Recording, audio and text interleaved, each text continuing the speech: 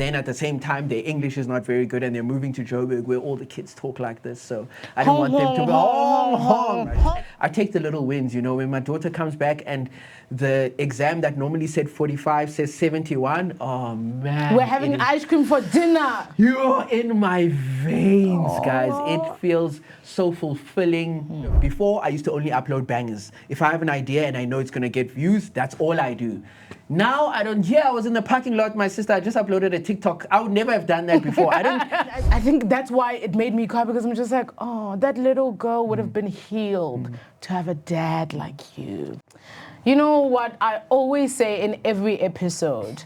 We always say the fatherhood story is one that's not told in a lot of households in South Africa. And that's why we have this safe space for dads to come through and speak of their fatherhood experience. But it's not just dads. Sons and daughters are just as welcome, because we all have experienced somewhat of a fatherhood experience that we probably have never spoken about or were told to never speak about. And now we're taking off the Band-Aid. We're finally facing our fears, facing our failures, and we're facing our present, absent, and very complicated fatherhood relationships.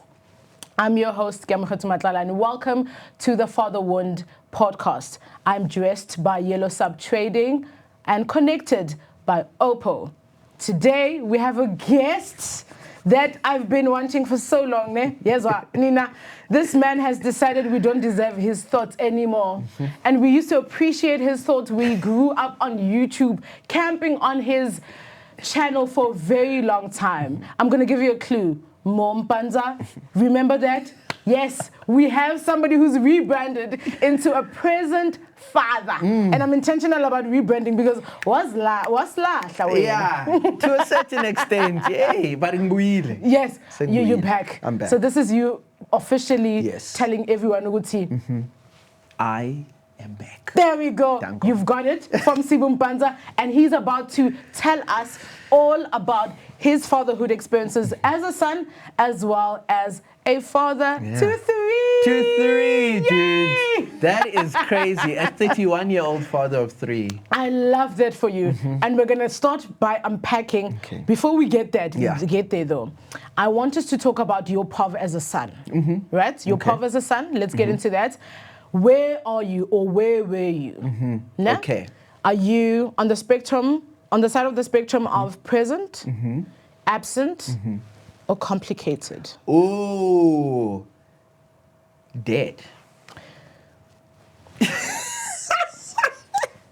We just started and it got dark. You there. So that's the interesting thing, is because a lot of the South African experience is absent father or present father, and yes, complicated. I had it differently, where I had my dad would have been present if he was alive. And that makes it really tough, because you grow up around all these friends of yours, and either their fathers are not at home or their fathers are at home and they're terrible. And then you hear that you would have had a great father if he wasn't taken away by crime, you know? And then it's like, damn, man, now I'll never know that experience, what that's like. So that was me. At what age are you?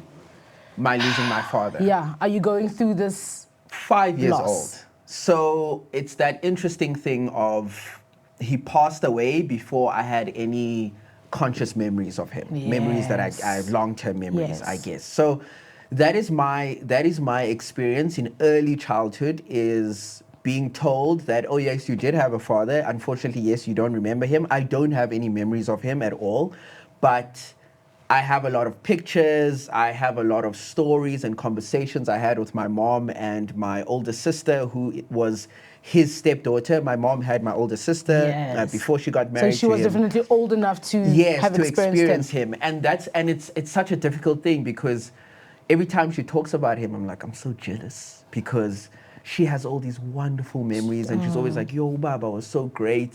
Her father wasn't around for her, and so she has that kind of, I don't want to speak for her and say like deadbeat, because they have their own relationship, but he wasn't around so much, her father. My father was very present with Yes, her. your He was father like, basically stepped in. yes, and was like, that's my daughter. And so she always talks about him as like this guy who she met with mom. She was always, you know, mom's handbag, and then they met this man, and he was so great, and he loved her, and she was just always so happy. Then they moved to Cape Town from Mpumalanga, and then they had a few years, and then poof, he was just gone, just like that. So that was kind of my experience. And then I'm 5 years old in 99 when he passes away. A couple of years later, my mom meets another man, and he is very financially secure, seems like a nice guy, and he doesn't have any like he doesn't have other kids or anything like that. So cool, they start a relationship, and that is the beginning of the worst fatherhood experience I think I could have ever had in my whole life. Oh, before we get into that, yeah, that one got to eat you. The stories that your sister tells you about your dad, give me the one that you always go to. Your mind just always constantly goes to, and you're just like, oh man, I want to be that father. She speaks about, I don't know if it was a birthday or like a graduation, because he was very academic. He had like masters. He was doing his PhD when he passed away. I don't know if it was like a grad dinner or a birthday or something like that. But she says in the middle of a speech that he was telling, he stopped everything and he told everybody to turn and look at his daughter over there. And he said, that is the best thing that has ever happened to me. The greatest gift my wife has given me is that girl. And she says, it just made her so happy to be like singled out and to have his moment be stopped for everybody in there to focus on her, considering that's not her real dad. And so I just love the way she just blossoms when she talks about that moment. And I think, man, it's incredible. But she tells me other stories too. She says, hey, he was a pastor, by the way, so we're PKs. Oh, wow. And she says he was very strict, very, very loving. Yeah. He's on that spectrum of but had loving, the balance, affectionate man, big Zulu man, but also very, very strict. Schoolwork had to be done. He was like, you're not going to be like these kids who don't go to school, who don't pass, who don't do this and this. And so some kids don't go to school. They don't do all these things. But at the same time, she always talked about him as this very affectionate man, loving man, booming, loud laugh, very deep Zulu KZN accent. And yeah, man, it's just those moments make me go, like I said, I'm jealous. I wish I knew. Yeah. Oh, yeah. man. The West fatherhood experience. Yeah, so now you basically have this picture of what a father figure is supposed to be from the stories that your sister tells you about your dad. And you're just like, oh, I wish I had that. And then you have that kind of hope that you're going to get the very same from this man that now comes into your life as a child. Yes. Where does it go wrong? This man swoops in, I think I'm in grade 2 or 3, something like that. And him and my mom seem to have this good relationship. He's like this slightly younger guy, very, just man, jovial, just this cool energetic, dude. cool. Yes, energetic, cool guy, wears like chains and like just cool rings. And I'm like, oh, I've got a cool dad, like a cool younger dad. And I noticed very quickly that his energy is very aggressive. He is hyper masculine. And you need to understand that in the past couple of years where my personality is starting now, so my father passes away at 5, I'm maybe 7, 8 when I meet this guy. In between that space, I'm being raised by my mother and my older sister. I am being raised around femininity. That's what my understanding of love and care is like. So it's quite soft and gentle. Very soft, very gentle, very loving. My mom and my sister, I think, felt like they had to now do extra work because my father wasn't there. So they had to love on me even harder to fill that gap. And so that's the softness that I know. And then in swoops this man, and it's the complete opposite. He is just incredibly hyper masculine. He's like this mechanic guy who works with his hands. He's a businessman. And yeah, the vibes are just, I don't know. I was still young, so I couldn't necessarily tell that the vibes are wrong. But my older sister can tell because she's got a comparison to go off with, and she's like, "This is not how my stepdad number one treated me. Stepdad number two is treating me very, very differently." And though stepdad number one would, you know, give me a pat if I wasn't behaving, stepdad number two pushes me like I'm an adult, and it's like, this is not the same. Even though both of them, there was babies and corporal punishment, but yay. As fun. This strictness is on another level. Yes, it's on a different level. Yeah. It's definitely on a different level. And so yes, that is kind of how I grew up, and it was very hyper masculine. My mom, my sister would tell me stories now as I'm older, and she's like, there was one day you came to me crying, and I was like, what's going on? What's going on? And apparently you had called him dad, and he told you, don't call me that, I'm not your dad. I'm like, damn, I don't have a memory, obviously, thank God. I'm sure your heart sank but yes, in that she moment. was like, she couldn't believe and the thing is, she's this very like confrontational girl, because she just had to be. And apparently she goes up to him and she says, why would you say that to him? Like, you can clearly see that he's a child. He's trying to bond with you. Why would you? And he's just like, so yeah, that's the kind of vibe that he was on. And it got to a point where slowly but surely it's increasing. My sister is now pushing back as a teenager, so she's now coming back home a bit later than she was supposed to after curfew. And I can hear them fighting, and he's pushing. I can hear and that's the normal walls teenage behavior. Normal teenage behavior. And I can hear when I'm sleeping in the room that the walls are being like banged on, and there's pushing and shoving and all those things. And I'm realizing that, okay, there's definitely something going on in this house. And it, slowly but surely just escalates and escalates. And I spoke about this recently. I kind of opened up on my YouTube channel about it, where there was domestic violence at home. And that now is like the as high as it gets. Like, I even remember the first time it ever happened.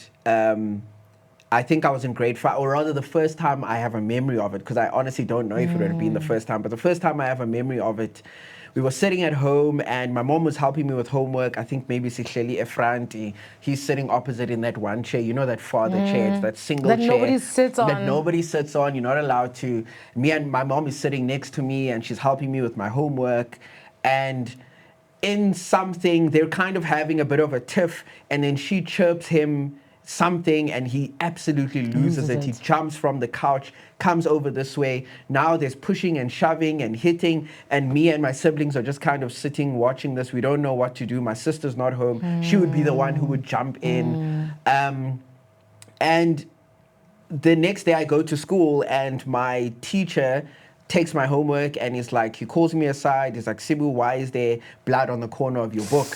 And I lied and I was like, no, sir, I think I had like a nosebleed, sir. That's what happened. Meanwhile, in their scuffle, he used the book also, like the hardcover book. So that was just my life growing up. Like every single week there was something, whether it was she started it or he came home and he was mad. This is a guy who doesn't drink, who doesn't smoke. There's no thing that would elevate, you know? This is just pure personality. Never a single day in my life did anybody drink in my house. Not even an apology that follows? No, there was no apology. To make it worse, let's say the next day, one of the times, actually I can tell you exactly as an example, one of the times it happened, the next morning, I think we had to change the tire of the car and he asked me to come help him, and I'm just dreading it. You know when that you already have anxiety as a kid and it's like, come spend time with me, and I'm just like, no. I might just do something wrong and then now it's mad at me. And it's like, you're holding the spanner wrong. So I'm dreading it. Anyway, I go and I help him and I'm standing there and he's like, you're really not interested in this, are you? And I'm like, not really. Like, I like music and dancing and I don't like working with my hands and reading books. I don't like getting my hands oily. And then he notices that I'm quiet and he's like, oh, is this about last night? And I'm like, I don't really want to talk about this. And he's like, you know, Sibu, you're going to grow up one day and you're going to learn that this is how you must treat a woman who doesn't listen to you. So a lot of people talk about masculinity as something, or rather hypermasculinity as something that you don't get taught. It kind of just happens around you. I was being groomed in that way, right? It's not just you see it and then now I'm older and now I'm hitting my wife. No, I was told this is what you do when a woman doesn't listen to you. You pull her by the hair, you hit her, you smack her, whatever the case is. So no, there was never any apologies of any sorts. He knew exactly what he was doing. He was intentional. And he wasn't shy about it. That's the thing. He wasn't shy about it at all. So yeah, there was never an apology. The apology came in the form of like things that would be bought or we'd go somewhere, you know. After a night of all that, the next day, do you guys want to go to Spur? Okay, yeah, and we're kids. Yay, I mean, of course. We're excited, let's go. The next day, he will arrive home and he'll be like, go to the boot of the car, and I go and I open and there's Heelys there, and I've been wanting Heelys for so long. Now I'm going to be sliding on the street and I've forgotten now about like, you know, what's happening. Or I got a PlayStation for the first time and now I'm ecstatic. And that's how it was. And it wasn't just like that for me, it was like that for my siblings. It was also like that for my mom. He was a very good businessman, so his businesses would thrive. He'd jump from business to business. And I remember one day, my mom was an administrator at a school, so she was the secretary. And I think it was it wasn't even a Mother's Day. Like, it wasn't a big deal like that. It was like a Women's Day. And he shows up at the school with a brand new Merc right there. And my mom has to smile and she has to, thank you so much. Like last night, we didn't just have a whole Exactly, scuffle in front of our kids. Yeah. But now there's a car. And we weren't even that well off, so it was one of those that's a story for another day. But you know, it didn't matter. It was just, those were the apologies. It was things that would just make us happy in the time, not necessarily him showing us, you know, almost how to like act. to build tolerance for the next big 100%. scuffle that might follow, because I'm not going to stop. When there was a scuffle, tomorrow, sometime this week, we're getting a new DVD, like an action movie that I've always wanted. So, but how has that trauma then now played on you in your adult life? it's tough. I think I was diagnosed with mental health problems since high school. I went to my first therapist in grade 11. I had a panic attack in the middle of exams, and I think I did really bad at school. Like, I was surprised I didn't fail a single grade, but I remember the one day we were writing an exam and, you know, the breathing started, the hyperventilating started. I turned, I looked at a friend that I know and trust. I didn't know what was going on, but it was like I was like trying to get his attention. Teacher came, Mr. Mpanza, I don't understand why you're trying to talk and cheat. Took my paper, big red X, please go outside. I was then sent to the principal. Principal then spoke to the I said I wasn't cheating, so I promise. Even the other guy was like, he didn't seem like, he wasn't asking me for anything, but he was just trying to communicate with me. And then I sat with the school counselor. Luckily, I went to the type of school that had a counselor. I chatted with the counselor. She asked me what was going on, and I explained to her that I couldn't breathe. And she says, does this happen often? I was like, yeah, it's happened for as long as I can remember, since I was a kid. It has just not been alarming. Yes, exactly. It's never been that alarming to me. And then she told me, okay, I think you need to go see a psychologist. They allowed me to rewrite the test and stuff. And then they said, by the end of a couple of sessions, it was anxiety, chronic anxiety, depression. And at that point, they sent me to a psychiatrist who then diagnosed me with OCD too. And she said I need to get on medication. Unfortunately, my family didn't believe in medication. My mom, God rest her soul, but she was like, there's no ways. So I never got on that medication. But since then, I had already been diagnosed, and my psychiatrist said it probably started after my father passed away, which is a crazy time to be depressed as a kid. But she said, as I would go as far as say, since when you were 5 years old, you've had this depression. And so, yeah, that's how it's manifested in a lot of ways, and it's gotten better now as an adult. I've been going to therapy ever since, so that's since 17, and I'm 31 now, on and off at therapy, and it's helped. It's helped a lot. I am a different adult compared to how I was as like a high schooler and a kid. So it's definitely manifested in a lot of ways. I think luckily for me, I don't know how, because for a lot of people will say to you, you know, a lot of these men that hit their wives, they saw it at home and that's why they're doing it also. For me, it manifested as the complete opposite. I knew what I didn't want to be. So anything that comes out of me that reminds me of him, I know I need to stop. I need to go in the complete opposite direction. Even if I don't know what that opposite direction is, I know what not to do now. And yeah, it took a while. And it's manifested in ways where, like in relationships also, that's been a big one for me. So because I was with this man who was very confrontational, very angry all the time, when I fight, doesn't matter whether you're a friend, doesn't matter what's going on, I don't go into fight or flight, I go into fight or fight. Like I do not back down in terms of confrontation. And we all know that's not a good thing in romantic relationships, because half the time you're not fighting against each other, you're trying to seek out, There's an issue that's already there that we're trying to kind of tackle together, not against each other, because we're not going to win. Sibu needs to win. Sibu's not understanding that there's a problem that clearly both of us are struggling with that we need to find and resolve.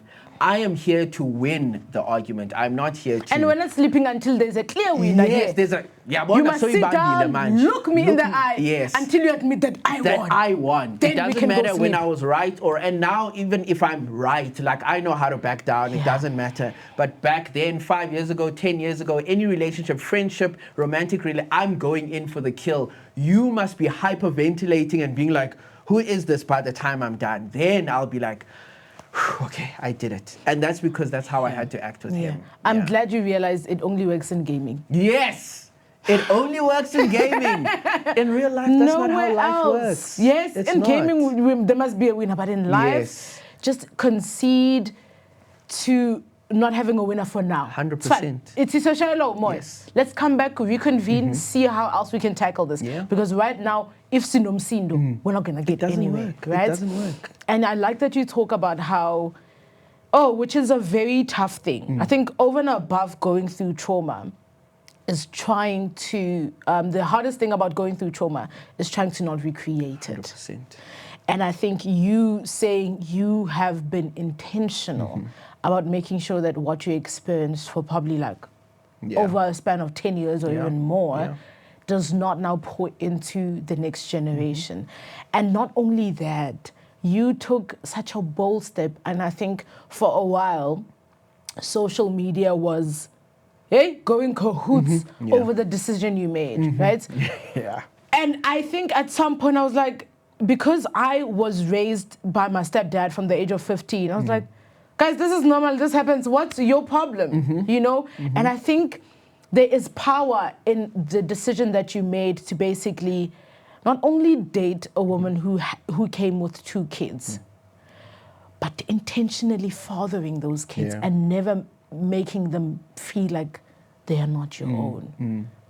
I want us to talk about that. It was literally from the dating stages when she says, I have 2 kids. It's not even like, it was not even a question. It's not even a big deal to you. I wasn't shocked. I knew what the reaction would be like. I wasn't surprised. I know how my guys in my age group and my millennials are like. How they think.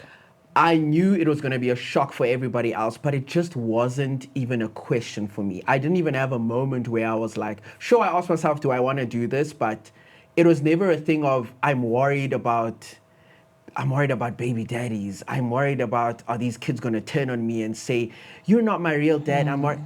It was not even a question, because my father raised my sister and my sister speaks so highly of my father. And at the end of the day, for me, kids need love. That's it for me. Kids need love. It doesn't matter where it comes from.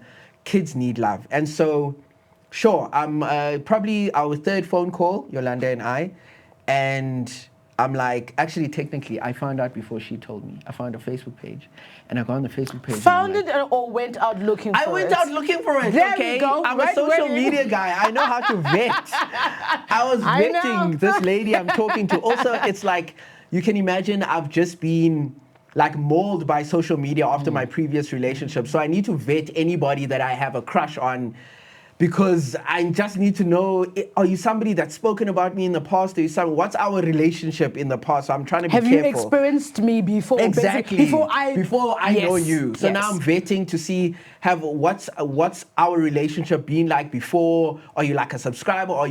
So I need to know every time. So I have a crush on this lady, sharp. I go on the Facebook page and I see there's a child there. I say, hey, that's interesting. But I also don't know. It could be a niece. It could be a nephew. It wasn't like an obvious post. Then maybe our third or fourth phone call, I'm like, is there something you want to tell me?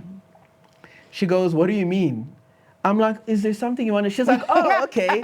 And it wasn't something And like... the fact that she knew exactly what you were talking about. And I didn't feel like she was hiding. I don't feel like it was her prerogative when she was going to tell me. But I could tell there was that she was a bit apprehensive. And I can imagine with the dating scene when you have kids. And she was like, yes, I've got kids. No. Oh, no. I ended up bringing it up. I'm like, do you have kids? Do you have a kid? She's like, no, I don't have a kid. I'm like, oh. She's like, I have two. I said, whoa.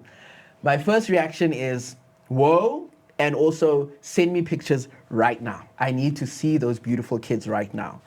And she's like, that sounds a bit creepy, let's be honest, to ask for pictures of your children. Why do you want, you know? But you're not saying, oh, the next video call, bring them I'm in. like, send me pictures. And I think she knew my personality enough to know I wasn't being creepy. She sends me pictures. I'm like, these are the most beautiful kids I've ever seen. Talk to me about motherhood. How's that been? She's like, this is the first time somebody has found out about my kids and then wants to know more. I'm like, dude, it's incredible. You're a mother. That is an experience I obviously don't know. I've never had. How is that for you? And like, why what's would I that shame like? you for it? Exactly. Why would I shame you for it? I want to know more. Like, how did that go? You clearly must have felt pregnant when you were relatively young. Like, talk to me about that.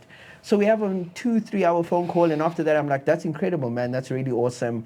And now you're here in Joburg working hard so your kids can come live with you. You went to school, you finished school and all that. So that's when I got her, I think. That's when she was like, this is my man. And I said, this is my husband. You're damn right. And dude, it was never a thing for me because also I grew up around kids a lot. My mom was the aunt who used to take in everyone's kid. Oh, you have too many kids, you can't take care of one. Bring them in for holidays also. Living even at the house for a year, 2 years, 5 years. You have a troublemaker who doesn't want to go work, bring them to the house. So I always had cousins coming to live with us for a couple of weeks or a couple of months or a couple of years even. So I understood community in raising kids. I understood that kids just needed love. My mom was always like, listen, here's a cousin who's going to come live with us. Please don't feel any type of way. I'm always your mom. I'm always your mom first. But I need to take care of my sister's kids. I need to take care of my brother's kids too. Because kids need love. And so my mom raised me in that whenever it comes to children, community is needed. And so that's why for me it wasn't even an issue. We started dating. Now it's just a thing of the nitty-gritties. Okay, when am I going to meet them? What are they going to call me? How does this work for you? You know, do you introduce a guy you're dating to? Do you wait till you're engaged? Is that too late? What? Then it's all those which... Oh, I want us to get into that because I'm not only the child in that situation because I have a stepdad. Sure. But I'm now dating somebody who has a child, right? Has a beautiful daughter. Love her down, right? And the conversations are always so tough. Sure. Because you always, especially if it's not just concerning them, but it's to them. Yes.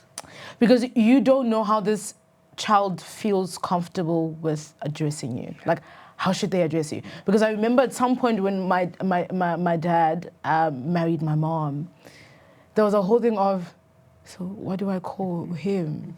The most natural thing was malume. Sure. You get what I mean? And then after that, you can sense there's a bit of expectation too. I mean, I'm not malume. Yeah, I'm not. The malumes are the ones who, it's your mom's siblings. Yeah. And then I remember I had a riff-raff with my mom where my mom was like, yeah, he feels weird with you calling him malume. And I was like, but I've never said Baba. Yeah. Do you understand? I've never, it's not in my vocabulary. I've never had that word. And every time I would say it, it felt like I was saying a derogatory word.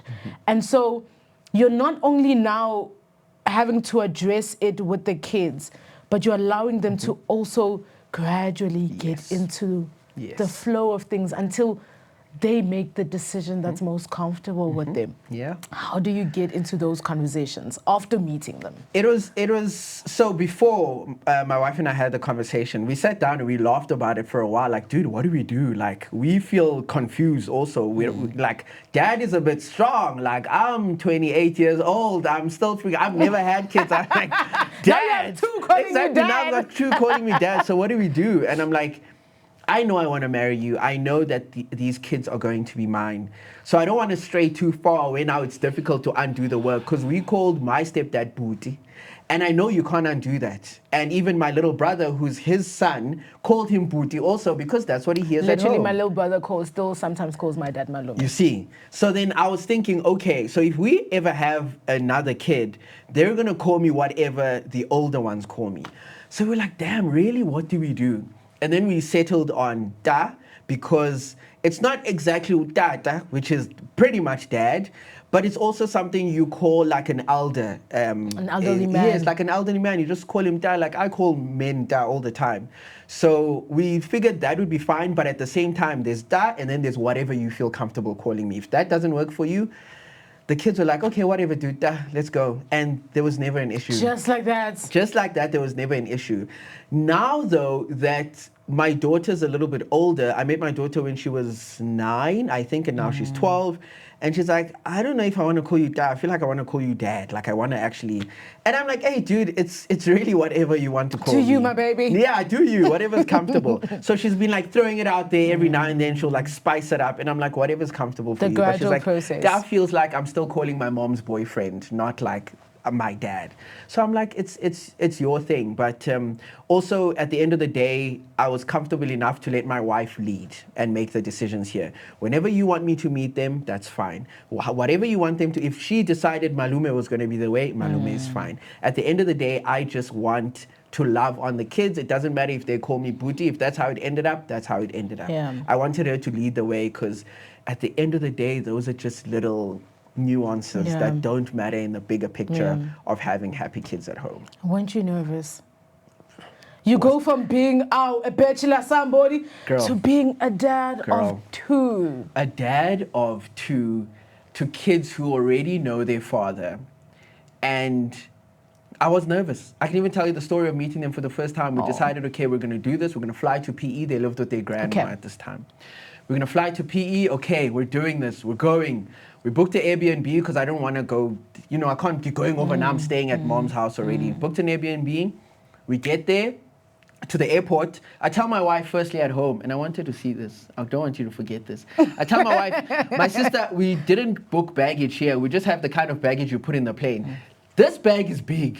We're not going to make it on this plane. No, babe, we'll be fine. We'll make it. We get to the airport. They say, we've checked in already and we're late for check-in. They say, my sister, this bag can't go on the plane. It has to be in. Now she's like, yo, what are we going to do? We can't send the bag home. And you're just like, what did I say at home? did I not have this conversation with you, girl? Hey, but you can't, I told you so. You're trying to get married one day. You can't be, I told you so. And in that moment, wife. you must be a man. You must make it. So like, have a solution. My solution is, babe, get on the plane. The kids are waiting for you. They've been excited to see you. They don't get to see you often. They see you on holidays and every couple of weeks.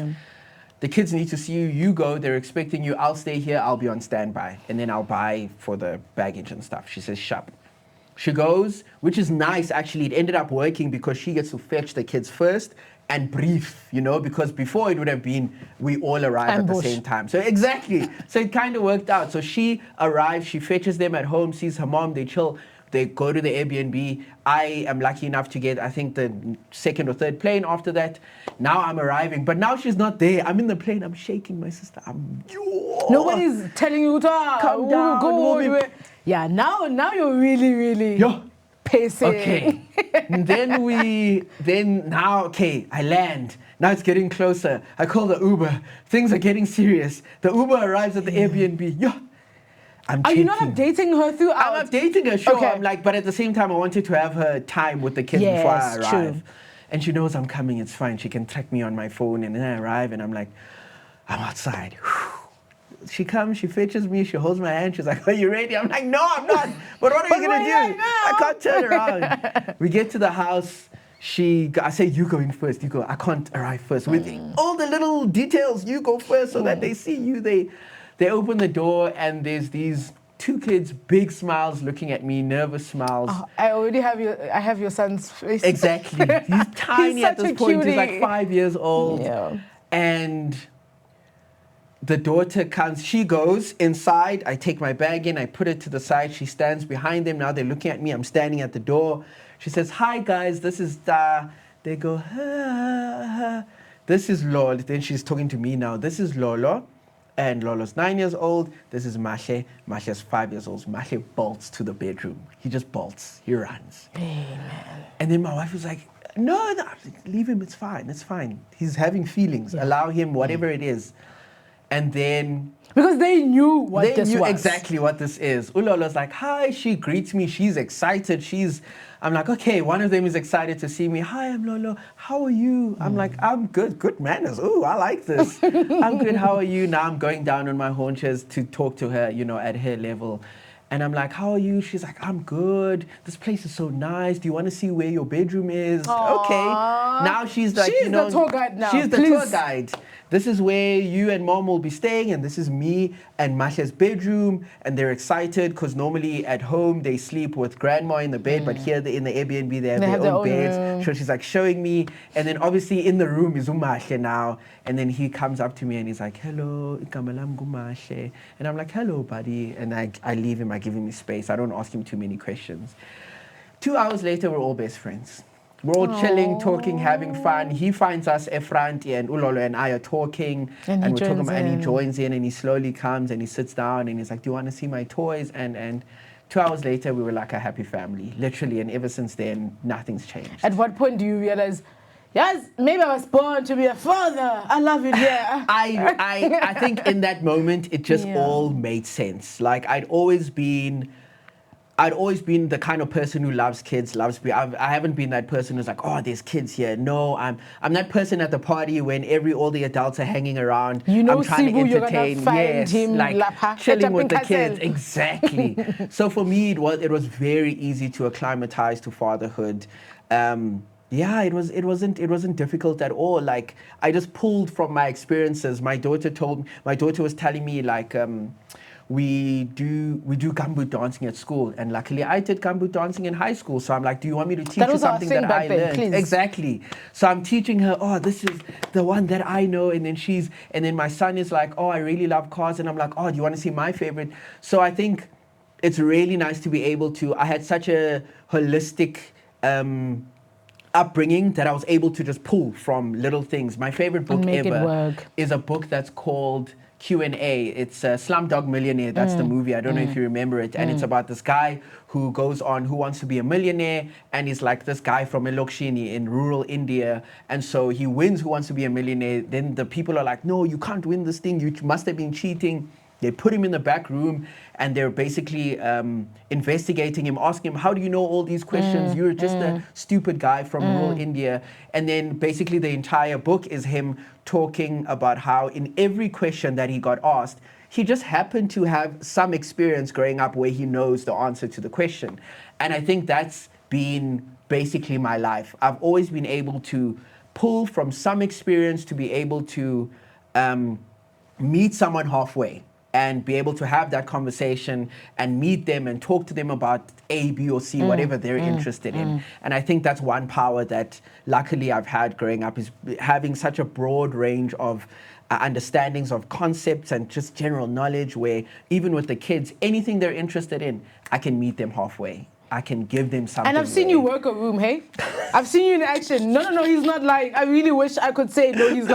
He's not like, this man will hop from one table of people at a certain level doing whatever. Probably they're workers. They then hop to the cleaner's table there or he hops. He's a table hopper I'm a table at an hopper. event. Yeah, I am. And he just gels with everybody. And I like that you mentioned how you were always ready to switch to what each child needs. Yeah. So if Lolo needed you for homework, and I saw the recent video, nearly brought me to tears. Because you literally said that when they are gone to school, you stay behind to learn what they've been struggling to learn at school, so that when they come back, you're teaching them. And you're basically being a modern superhero. I have to. A homework icon. You really have to. And I think that's the one thing that I love about fatherhood, but also I struggle with the most, is you realize that a lot of people are doing the bare minimum. And it's sad to say, but it really is like that. When you are a parent in general, there's always so much more you can do. And I think that's why parents always feel like they're lacking. It's because you know in your hearts of hearts, no matter what you're doing, I could always take it a step further. And sometimes you're just exhausted. You don't have the energy, but there's always a level further you could take it. And for example, with the video you're talking about, I noticed that my daughter's marks went down in the first term. They weren't amazing, but they went down to a level that I was not comfortable at myself, but also that I know she's not comfortable at. She's trying to be a prefect next year, and she knows those marks aren't prefect marks. And so I felt like instead of putting the blame on her, I felt like I was the one who let her down, because as her dad, I should be the one going, I can see the spots where you're not making it. Where can I come in and help and intervene? And so, yes, I do. I sit at home and I'm like, I don't remember long division. I don't. Like I was telling you earlier that I almost didn't make it at school. Like every year, my mom would throw a party because I passed, because she knew my son. Not throwing a party. Yay! Yay! Now you're bringing me to tears again with this thing. Oh, like Sibu. When I passed matric, my mom said, Mdanam, I'm so proud of you, because I just academically, I was not there. I was just never that kid. And that's why even in varsity, we tried, we pushed. When I said, Mom, I'm dropping out, I'm failing, it's not happening, she said, it's okay, Mdanam, go do what you need to do. So when it comes to my child, I intervene. Also, my mom is an educator. She worked at a school her whole life, so I knew how important it was for your parent to intervene whenever they can. So I sit down and I know your algebra is coming, Dasi, I'm so stressed. But now I'm still doing... When you're thinking you've got that ex, yay. oh, So at least now it's still easy, you know. I'm doing, okay, long division, okay, oh, I remember this, then I do 3 or 4 for myself, okay, sharp, I've got it. Or now it was her exams, and I took pictures of her, I said, please bring your book. I took a picture of every page she did, and then I went and I looked at the concepts, and I went online and I'm learning every single concept, so that when she arrives, I'm her teacher. I'm not just sitting there going, what did you learn? What don't you know? I start from the beginning. All right, this is what we're going to do. And then even when sometimes she's like, that's not right. I'm like, damn, you're right. Never mind. And then we're learning together. And I think that really helps her, is that she has a teacher at school, but at the same time, nothing to take away from her teachers at school, but I know her best. I know this girl. I know how she works. The teachers have to teach 20 kids. That is an impossible job. It's a very 20 kids is even job. a minimum. It's a minimum. There's 40 kids in some classes. It's an impossible job, and teachers do it to the best of their abilities. But I've got a one-on-one on a girl I know on a deep level, so I know tailor it for her. I know what's gonna work. I know that I need to dance, and I know that I need to act, and that's how she's gonna remember. You know, she has a photographic memory, so you must paint pictures for her. So I had to teach her recently that what a missionary is, and I took one of my big books that I was reading, and I said, you know, those men on the train or those ladies on the train, they come and they walk on the train and they go, Uthixo, and they beat their Bible, and now she goes into her exam. She doesn't just remember the words, she remembers her dad holding up his big 700-page book, and I was screaming at her going, Jesus loves you, my child. So it must irritate her so much that she remembers it. Dad, that's enough, thank you. I'm like, no, you need to understand that Jesus loves you, because they don't care that you say it's enough on the train. They will Bible bash you. So little things like that, I always make sure that I try and take it to the next level. Even with my son really struggled with English when he moved to us, which I loved at the same time. I was like, yes, I have 2 kids who are fluent in their mother tongue, fluent. But then at the same time, their English is not very good, and they're moving to Joburg where all the kids talk like this. So I don't want them to go hong. And luckily their dad hong. So I was like, I can do this. I can teach you how to hong. And I made sure I pushed the English thing, I pushed the reading thing, and now I'm struggling to get my son to speak his Xhosa at home, because he's honging at home. He's on another hong level. That's crazy. I'm like, oh my God, I overcorrected. My wife and I. And remember, they're at the age where they grab everything so quick. Very quickly. So quick. So now it's a mix, and my daughter is at that age where she's mumbling the little words now as she's growing up. So I'm like, no English in this house. I know I told you guys English only last year. But this one can't now. Exactly. She's a Joburg girl. She's growing up in Randburg, so we can all speak vernac in the house. She needs to be able to speak vernac also. So, Yeah, being intentional is a big part of parenthood for me. It's very difficult because I always feel like I can take it a step further, but I take the little wins. You know, when my daughter comes back and the exam that normally said 45 says 71, oh man. We're having ice cream for dinner. You're in my veins, guys. It feels so fulfilling. It's an identity shift. Fatherhood is an identity shift that just... It's just so fulfilling. Before it was about how many subscribers I have on YouTube, you know, how many views I'm getting per video, what people are saying about me on Twitter. None of that matters anymore. And it's so healing. You're showing us No, now we feel yes, we are features, we are extras in Sibu's life. I love my followers, I love my subscribers. That's been my community. They've kept my lights on. They were there for me when my mom passed away. But it doesn't. I will upload before I used to only upload bangers. If I have an idea and I know it's gonna get views, that's all I do. Now I don't. Yeah, I was in the parking lot. My sister, I just uploaded a TikTok. I would never have done that before. I don't. You've been meticulous, actually, all your content career life. Like I don't care if it gets 100 views or 10,000 views. My children love me. I go home to a warm family. My wife cuddles me. My baby's excited. She gives me a big kiss with tongue, and I have to stop her half the time. I couldn't be bothered. I still take my work very seriously. You know, I have to survive, but at the same time, I don't take... Sibu is not only social media. Sibu is not only how many views he gets, what people on Twitter think about him, my skin used to be thick. Now I'm like a rhinoceros. It really, nothing phases you. And I can't even fault you because you just made me cry now because I know a lot of people are probably going to ask, oh, why was she crying? Guys, I promise you don't know how many times I yearned for help when I was doing my homework, and I was an A student. Dare I say A+, right? But you would see how even that didn't faze me.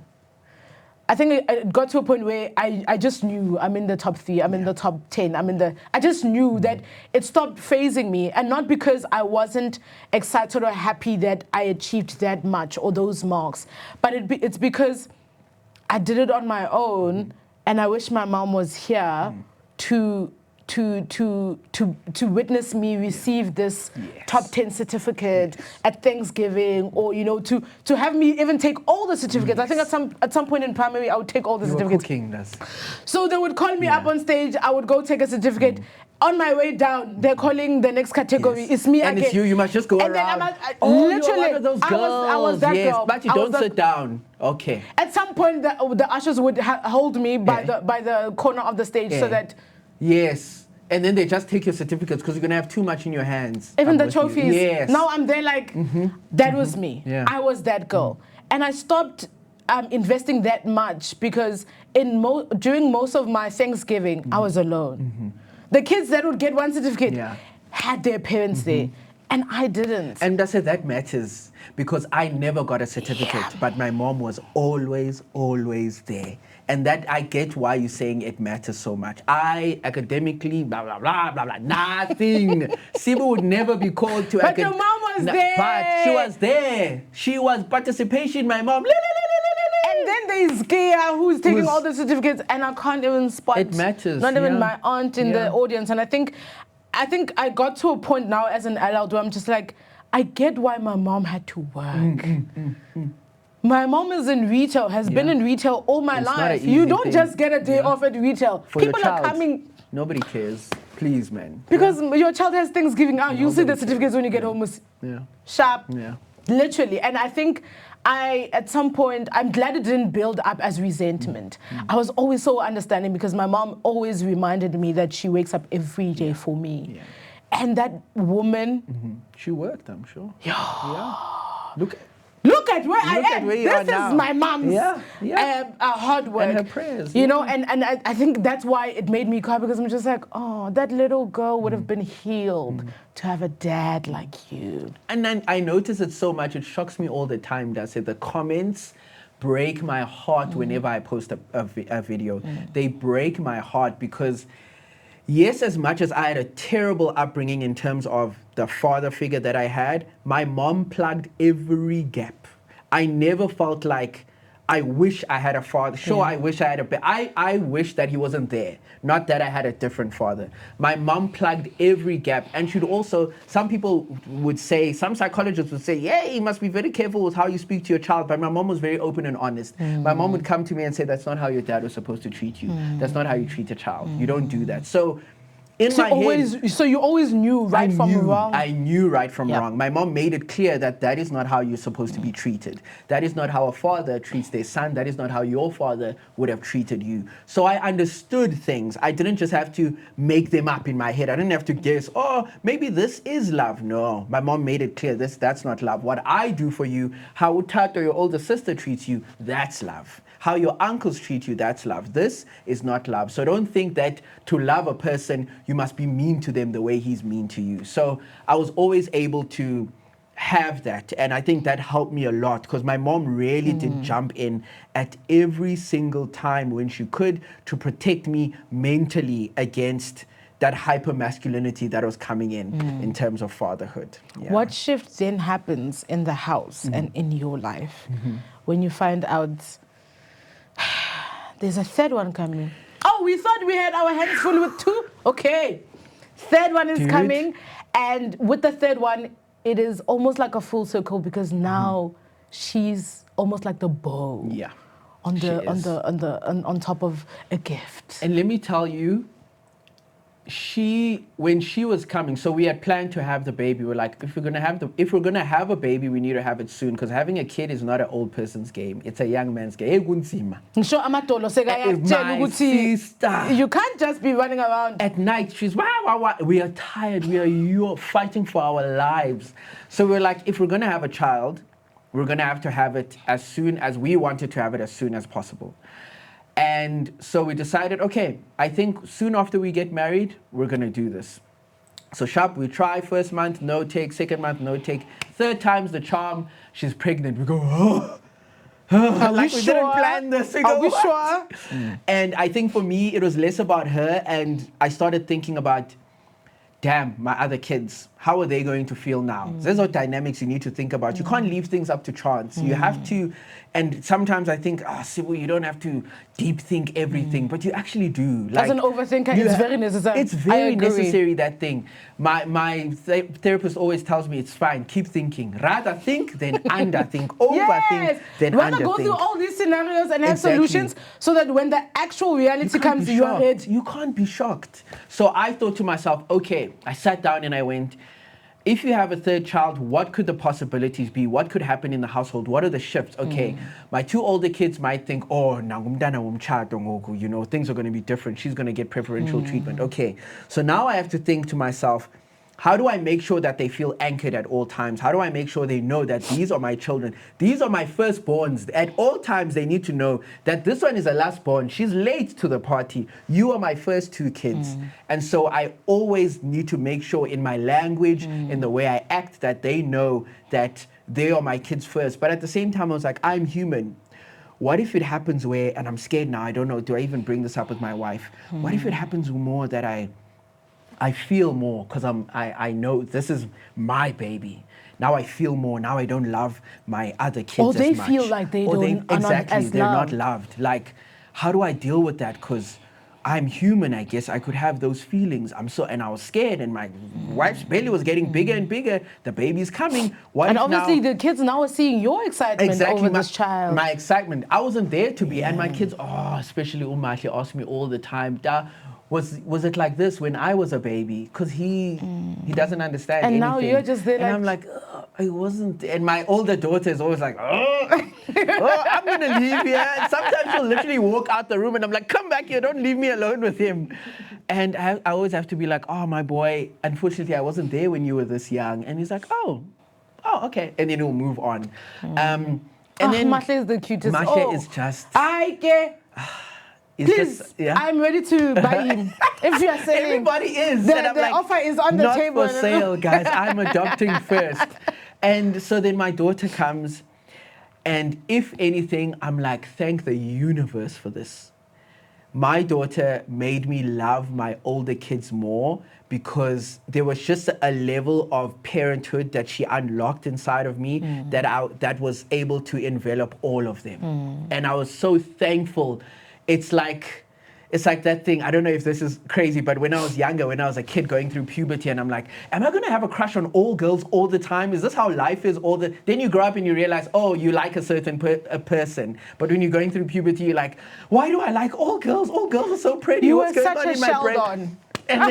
And then you grow up and you realize, okay, I like one person at a time. That's normal. So then I was like, and then it kind of just am I gonna love all of these people equally the same way? And I just loved. I promise you, having my youngest daughter, the baby, made me love my older kids even more because it just made me realize that they were like this too. At a certain point, they were this ball of meat that can't do anything for themselves, and now I get to be here for them. But at the same time, it brings these really painful feelings of not having been there for them. I wish I was there for my kids. I stay up sometimes and I just think to myself, I can't believe I wasn't there for them.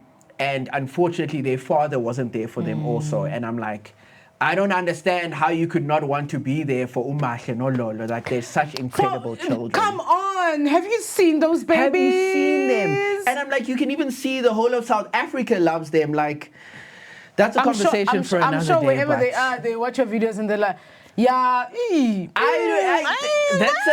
up to the universe. I don't know if they see or they don't see or what, but in my head, I'm like, at the same time, I'm sorry that your father's not there, but thank God your father's not there because now you're mine. Like, I am so lucky. I feel so fortunate at your misfortune that I'm like, I'm the luckiest guy in the world. But at the same time, I also think it's very important when it comes to them. I always talk about their father to them. I don't leave that up to chance. I don't leave it inside. Sometimes we'll just be sitting down and we'll be chilling. I took my daughter to Spur and I'm like, hey, so do you miss your dad? And she's like, whoa, what are you doing? This is not a conversation we're having. Why are we doing this over my favorite milkshake? Like, we're on a father-daughter date. What are you doing? And I'm just like, I just want to talk about it. I don't want you to ever feel like you can't talk about it. If you have a random memory that you want to bring up with me, shout it out, girl. Don't hold it in. Those are not things you're supposed to hold in. Because I think at a certain point, I also felt like that about my father. It's obviously different because he passed away, but I was always scared to trigger my mom because she never forgot about him. She spoke about him all the time, but it felt like I couldn't necessarily like bring it up out of nowhere in case I just break her heart again. So I always tell them, I'm very intentional about saying, you want to speak about your father? I am here. I don't mind. I do not mind whatsoever. You want to speak about the fact that you might be sad or you might be thinking about a happy, I don't care, happy memory, sad memory, bring it up. We can talk about him as much as you want because I do feel like it's important. Lest they hold things in and it comes out in a different way. And now it's 10 years down the line. We're like, what's wrong with this child? Where what has is going this been? And we don't know what it's about. So that's also very important to me is, talking about it. Communicate. Speaking of talking about it, you have a special letter for us. I do. If there's one part of all the episodes that I look forward to, it's this. Is this. All right. Where we put pen to paper. All right. Heart, soul to paper. Hey. And we're like, hey, the things we've been holding in. And my sister, when I was writing this, you made me realize that I haven't had So I decided my letter is going to be to my father. I'm going to write a letter to my father because I haven't done it in a long time. When I was younger, I would have those conversations. And I was, like I said, I'm a PK, I'm a pastor's kid, so my household is very Christian. I, however, am not. I'm sorry, everyone. I am not. No, please, I'm protecting Sibu. We all have the freedom to choice. Yes, I'm not a religious person, but back then I was, so... believed in heaven and he was there. And so I talked to him quite often, but not so much anymore. So, you ready? Woo, girl, do you want to? Okay. Stand by. Okay. Wow, this was very difficult to write, by the way, because I really haven't spoken since maybe I was in high school and that was a long time ago. I know you're a dad yourself. Dude. Let's go. Okay. Dear Dad, I haven't written you a letter in a very long time. In fact, I don't think I've written one since high school.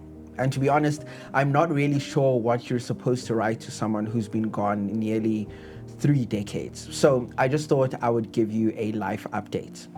After high school, I went to university, and you would have liked that. From everything I've heard, education mattered a great deal to you.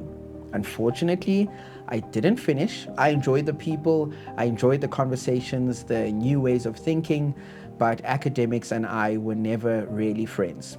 Luckily, while I was there, I stumbled into something else. It's called YouTube. It's a little difficult to explain to somebody who died in '99, but somehow I've managed to make a career out of talking to people on the internet for the last 12 or so years. Mom used to laugh and say I ended up just like you, apparently with both big talkers. The only difference is your congregation sat in pews and mine sits behind screens.